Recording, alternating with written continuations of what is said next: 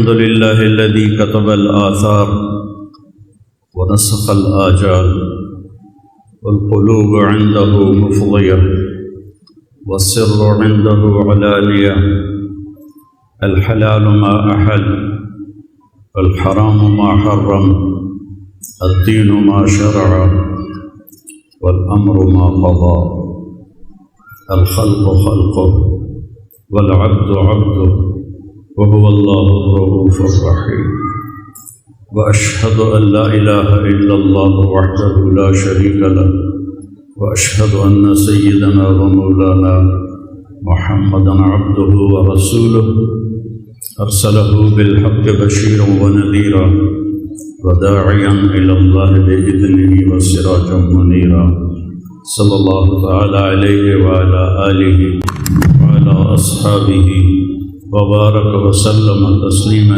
كثيرا كثيرا أما بعد فأعوذ بالله من الشيطان الرجيم بسم الله الرحمن الرحيم لقد جاءكم رسول من أنفسكم عزيز عليه ما عنتم حريص عليكم بالمؤمنين رؤوف رحيم فإن تولوا فقل حسبي الله لا إله إلا هو عليه توكلت وهو رب العرش العظيم وقال النبي صلى الله تعالى عليه وسلم يا أبا سفيان جئتكم بكرامة الدنيا والآخرة وقال النبي صلى الله عليه وسلم يا أبا سفيان والله لتموتن ثم لتبعثن ثم ليدخلن محسنكم الجنة ومسيئكم النار او كما قال صلی اللہ تعالی علیہ وسلم۔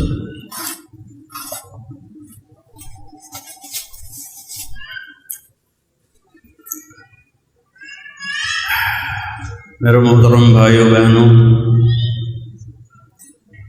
اللہ تعالیٰ نے اس دین کی حفاظت کا وعدہ کیا ہوا ہے، اِنَّا نَحْنُ نَزَّلْنَا الذِّكْرَ وَإِنَّا لَهُ لَحَافِظُونَ۔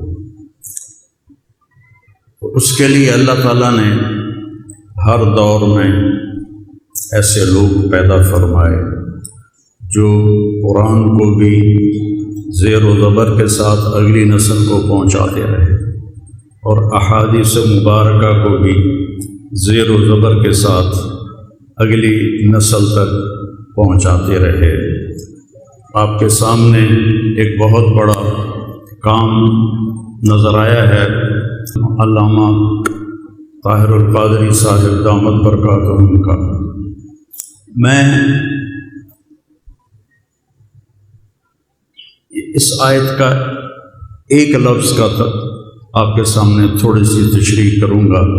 لقد جاءکم رسول من انفسکم، اور موریتانیہ میں پڑھتے ہیں لقد جاءکم رسول من انفسکم، دو طرح پڑھا جاتا ہے، من انفسکم من انفسکم۔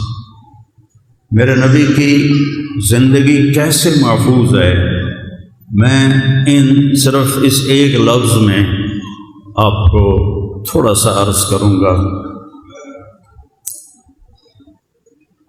من انفسکم، آپ میں سے ہے، تم لوگوں میں سے ہیں۔ بتاؤ ان جیسا کوئی قبیلہ، ان جیسا کوئی خاندان، ان جیسی کوئی نسبت والا؟ تو میرے نبی نے فرمایا ان اللہ تخیر القبائل فاختار العرب، اللہ تعالیٰ نے ساری انسانیت کو دیکھا، اس میں سے عربوں کو منتخب کیا۔ ثم تخیر العرب، پھر عربوں کی چھانٹی کی، فاختار مضر، اس میں سے مضر کا انتخاب کیا۔ ثم تخیر مضر فاختار قریش، پھر اس میں سے اللہ نے قریش کا انتخاب کیا۔ ثم تخیر قریش فاختار ہاشم، پھر اللہ نے ہاشم کو قریش میں سے چھانٹ کے الگ کیا۔ ثم تخیر بنی ہاشم فاختارنی، پھر اللہ تعالیٰ نے مجھے پسند فرمایا انا خیرکم ابا و نفسا، میرے جیسا نہ کسی کا نسب ہے، میرے جیسا نہ کسی کا خاندان ہے۔ کسی نبی کا نسب نامہ آدم علیہ السلام تک نہیں جاتا، لیکن میرے نبی کا نسب آدم علیہ السلام تک جاتا ہے، محفوظ ہے۔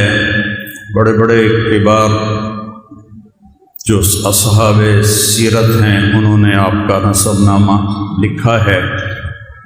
من انفسکم، تم میں سے ہے، لاؤ اس جیسا کہ یہ محمد بن عبداللہ بن عبد المطلب بن ہاشم بن عبد مناف بن قصی بن کلاب بن مرہ بن کعب بن لوئی بن غالب بن فہر بن مالک بن نضر بن کنانہ بن خزیمہ بن مدرکہ بن الیاس بن مضر بن نزار بن معد بن معد بن عدنان بن عود بن حمیصہ بن سلامان بن عوس بن بوز بن قموال بن ابی بن عوام بن ناشد بن حذاء بن بلداس بن یدلاف بن طابخ بن جاہم بن ناحش بن ماخی بن عیفی بن عبقر بن الدعاء بن حمدان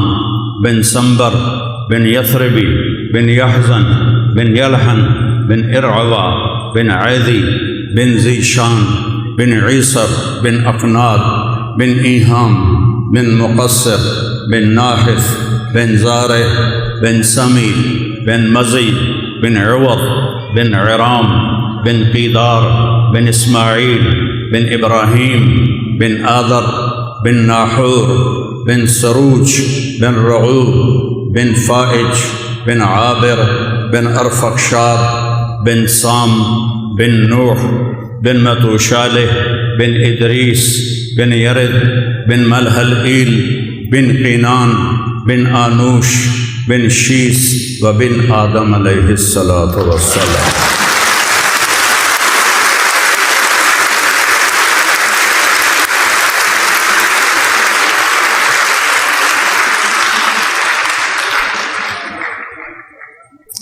لقد جاءکم رسول من انفسکم انا خیرکم ابا و نفسا۔ لقد جاءکم رسول من انفسکم، ایسا حسین تو دکھاؤ، ایسا نفیس تو دکھاؤ۔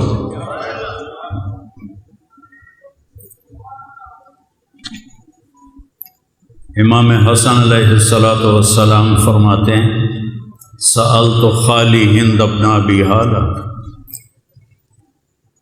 یا خال صف لی رسول اللہ صلی اللہ علیہ وسلم۔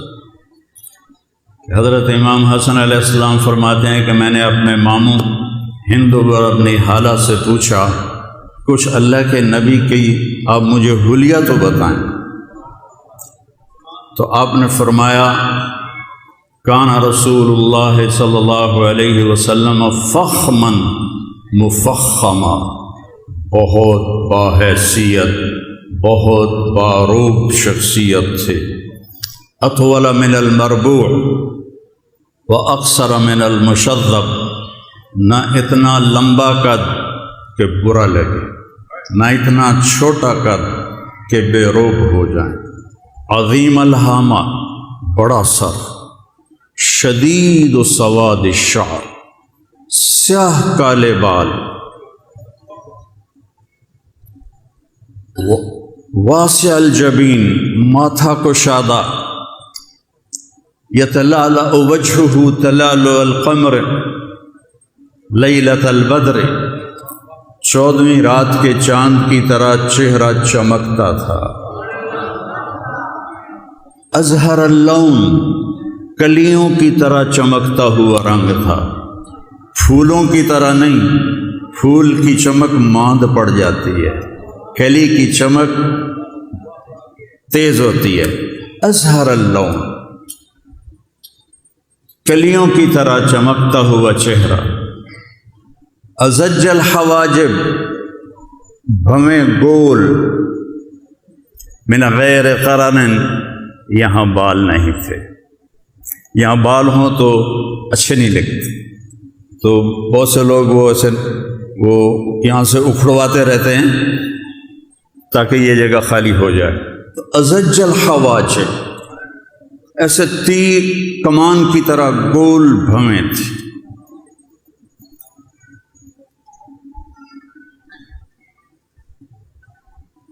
ادعج، اکحل، اہدب، ابرک، انجل، انور، یہ آپ کی آنکھیں ہیں. فی اشفارہ وطف، آپ کی یہ جو پلکیں تھیں یہ لمبی تھی. یہ بچیاں عورتیں مصنوعی لگا لیتی ہیں نا، وہ پتہ لگتا ہے کہ جو لیتے آئی ہے اپنی کوئی نہیں سن. تو لیکن میرے نبی کی پلکیں دراز تھی. فی اشفارہ وطف.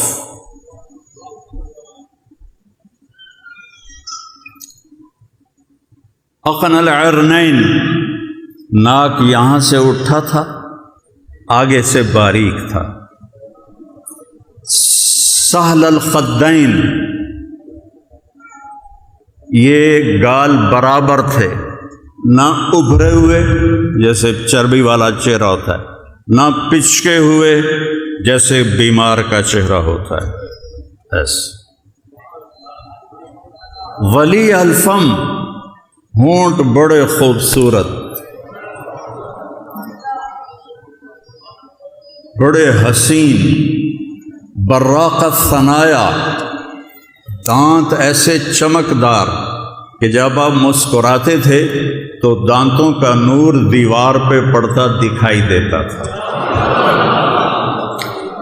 مفلج الاسنان، یہ دانتوں میں اور دانتوں میں خلا تھا، جڑے ہوئے نہیں تھے، خلا تھا تھوڑا سا جو بڑا خوبصورت نظر آتا ہے. مفلج الاسنان. اشنب، بالکل ایسے گولائی میں تھے.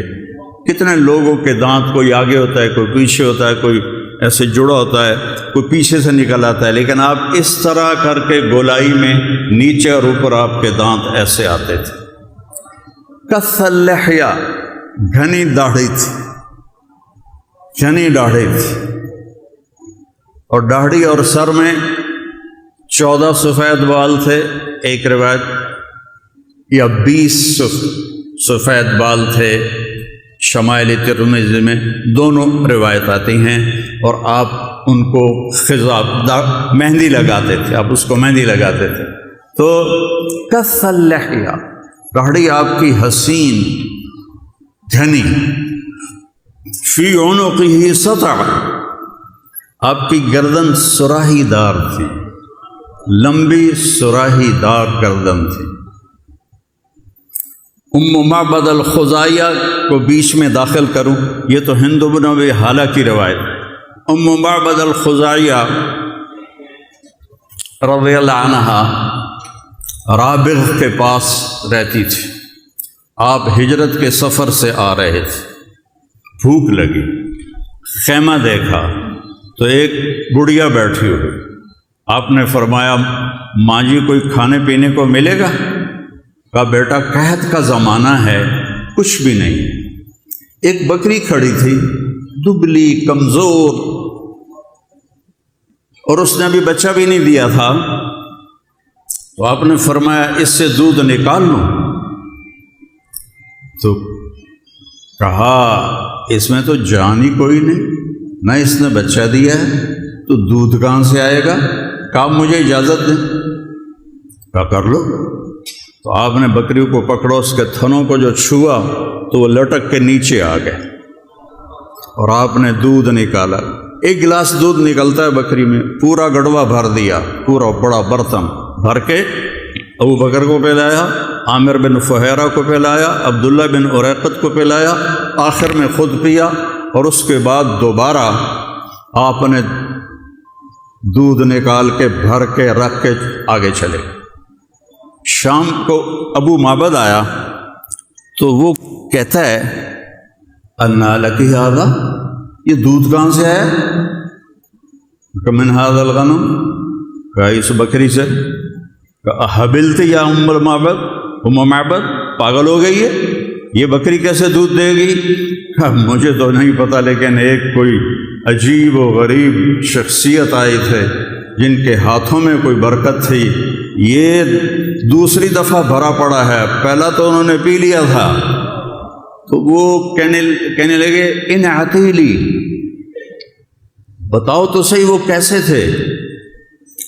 تو کہنے لگی رأیت رجلا ظاہر الوضاء ابلج الوجه حسن الخلق لم تعبه ثجلة ولم تضرب به صعلة وسيم قصيم في عينيه دعج في أشفاره وطف في لحيته كثاثة في عنقه سطع إن تكلم علاه البهاء وإن سكت علاه الوقار۔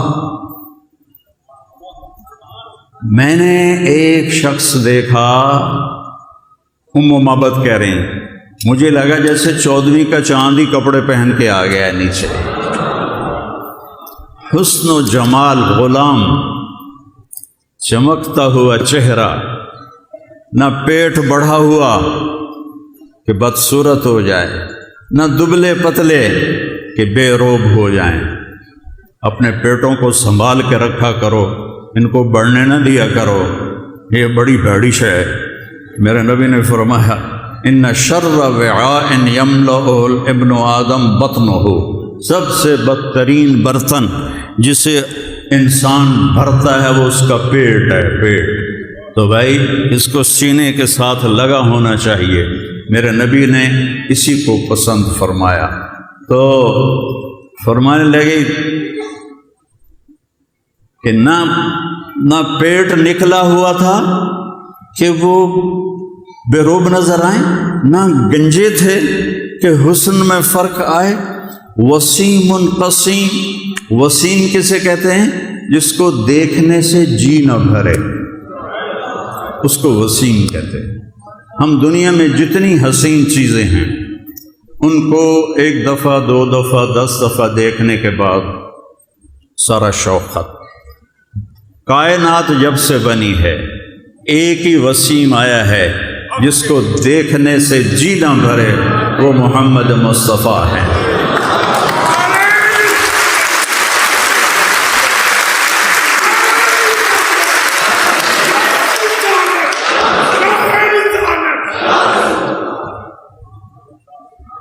وسیم، دیکھنے سے جی نہیں بھرتا تھا۔ قسیم، قسیم کسے کہیں؟ جس کو جدھر سے دیکھیں ادھر سے خوبصورت ہو، جس عضو کو دیکھیں وہ عضو خوبصورت ہو۔ اور جب وہ بولتے تھے تو ان پہ وقار چھا جاتا تھا، الہ الوقار۔ جب وہ خاموش ہوتے تھے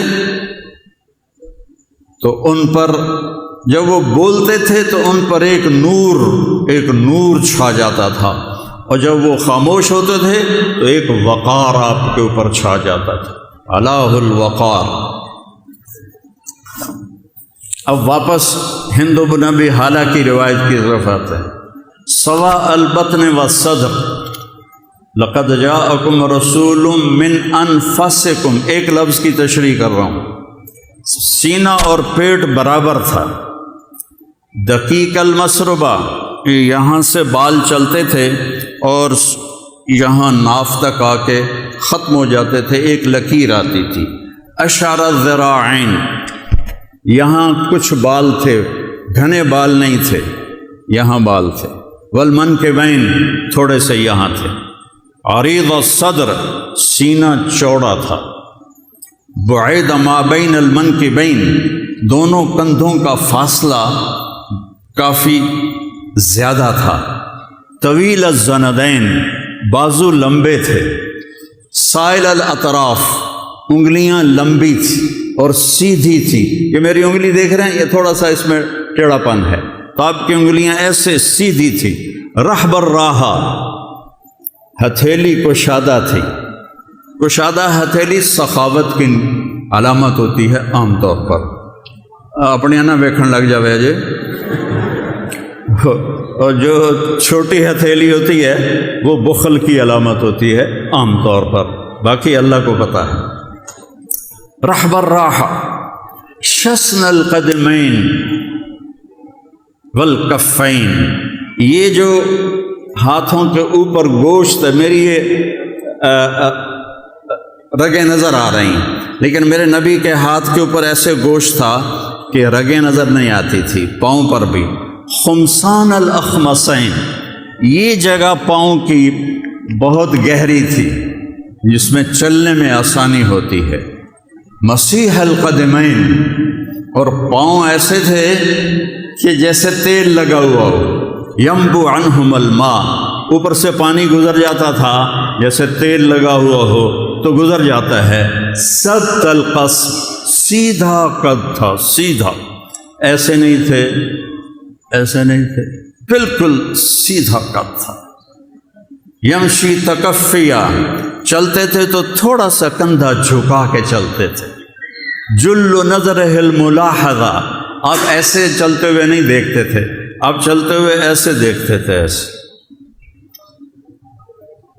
جب کبھی آپ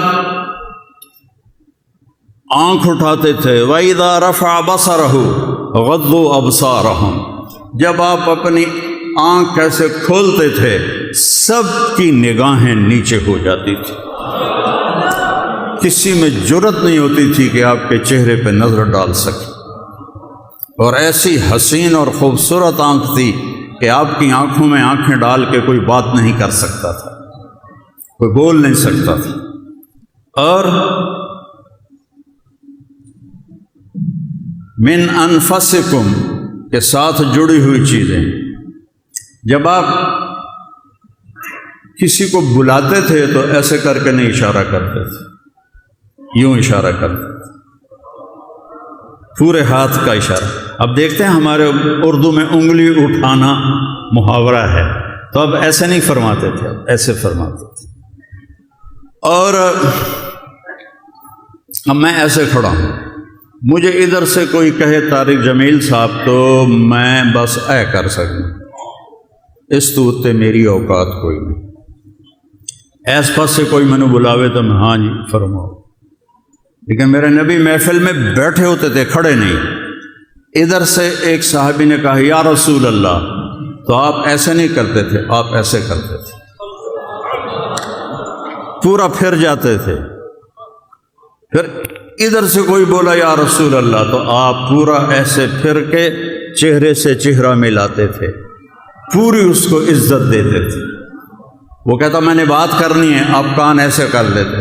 جب تک وہ بولتا رہتا تھا آپ یہ نہیں کہتے تھے جلدی کرو مجھے کام بہت ہے، میری کانفرنس آ رہی ہے، میری میٹنگ آ رہی ہے، نہیں، جب تک وہ لگا ہوا ہے آپ لگے رہتے، آپ اس کی سنتے رہتے تھے۔ اور جب آپ حیران ہوتے تھے تو آپ ایسے کرتے تھے، ایسے۔ جب آپ حیران ہوتے تھے تو یوں کرتے تھے، ایسے ایسے۔ وَإِذَا حَزِنَ قَلَّبَ كَفَّهُ، اور جب آپ وَإِذَا حَزِنَ، اور جب آپ غمگین ہوتے تھے تو داڑھی پکڑ کے ایسے بیٹھتے تھے، ایسے، اور تھوڑی دیر کے بعد ایسے سر پہ ہاتھ لے جاتے اور پھر ایسے داڑھی پکڑ کے بیٹھ جاتے تھے۔ جب آپ خوش ہوتے تھے تو یہاں سے نور نکلتا دکھائی دیتا تھا، جب آپ کسی پہ ناراض ہوتے تھے سبحان اللہ، اظہار ناراضگی دیکھو۔ آپ حضرت انس سے ناراض ہیں، مثال دے رہا ہوں، وہ ادھر سے تشریف لا رہے ہیں، حاضر ہو رہے ہیں، تو آپ کی ایسے نظر پڑتی تو آپ منہ ادھر کر لیتے تھے، بس یہ آپ کی ناراضگی تھی۔ نہ ڈانٹتے تھے، نہ بے عزت فرماتے تھے، نہ ممبر سے کبھی کسی کا نام لے کر اس کے عیب بیان کرتے تھے۔ یہ ہمارے خطیبوں کے لیے بہت بڑا پیغام ہے جو ممبر ایک اکھاڑا بن چکا ہے اور گالم گلوچ ایسے ہو رہی ہے جیسے قرآن پڑھ رہے ہوں، جیسے حدیث پڑھ رہے ہیں۔ نبی کی سیرت پڑھو، نبی کی زندگی پڑھو تاکہ راستہ ملے، رہنمائی ملے۔ میں نے آپ کو ایک لفظ کی 15 منٹ بات کی ہے، اور میں آخر میں ایک حدیث کہہ کے اجازت چاہتا ہوں۔ میرے نبی وضو فرما رہے تھے تو وضو کا پانی صحابہ گرنے نہیں دے رہے تھے، پی رہے تھے۔ آپ نے فرمایا ما یحملکم علی ھذا، یہ کیوں کر رہے ہو؟ کا حبا للہ ورسولہ، یا رسول اللہ آپ اور آپ کے رب کی محبت میں کر رہے ہیں۔ آپ نے فرمایا میں بتاؤں اللہ رسول سے محبت کرنے والا کون ہے؟ میں بتاؤں؟ سب غور سے سنو، غور سے سنو۔ ہم نے روایات اور رسموں کو اظہار محبت بنا دیا۔ آپ نے فرمایا میں بتاؤں اللہ اس کے رسول سے محبت کرنے والا کون ہے؟ کہا جی ارشاد۔ آپ نے فرمایا جو مجھ سے پیار کرتا ہے فَلْيَصْدُقِ الْحَدِيثَ إِذَا حَدَّثَ، وہ ہمیشہ سچ بولتا ہے، جھوٹ نہیں بولتا ہے۔ پہلی نشانی حب رسول کی، فَلْيَصْدُقِ الْحَدِيثَ إِذَا حَدَّثَ، وہ ہمیشہ سچ بولتا ہے، وہ جھوٹ نہیں بولتا ہے۔ دوسری نشانی وَلْيُؤَدِّ الْأَمَانَةَ إِذَا تُؤْمِنَ، کبھی کسی کو دھوکہ نہیں دیتا، امانت میں خیانت نہیں کرتا۔ جو مجھ سے پیار کرنے والے ہیں یہ ان کی نشانیاں ہیں، 2 ہو گئیں۔ تیسری فَلْيُحْسِنْ جِوَارَ مَنْ جَاوَرَهُ، پڑوسیوں سے وہ اچھا سلوک کرتا ہے، وہ کیسے بھی ہوں، وہ جیسے بھی ہوں، پڑوسیوں سے اس کا سلوک بہت اچھا ہوتا ہے۔ یہ ایک حدیث میں لے لیں، آپ لے لیں، مستورات لے لیں، تو یہ ہماری آخرت کے بننے کے لیے بہت کافی ہے۔ آخر میں میری ڈاکٹر صاحب کے لیے، ان کے بچوں کے لیے دعا ہے، اللہ تعالیٰ یہ انہوں نے ایک کارنامہ انجام دیا ہے جو آج کی قریب کی صدیوں میں تو بہت کم دیکھنے میں ملتا ہے۔ اللہ ان کے اس علم میں اور برکت دے، ان کے بچوں کو ان کا صحیح وارث بنائے، ان کے علم کا بھی، ان کے اخلاق کا بھی اللہ تعالیٰ انہیں بہت جزائے خیر دے۔ السلام علیکم ورحمۃ اللہ۔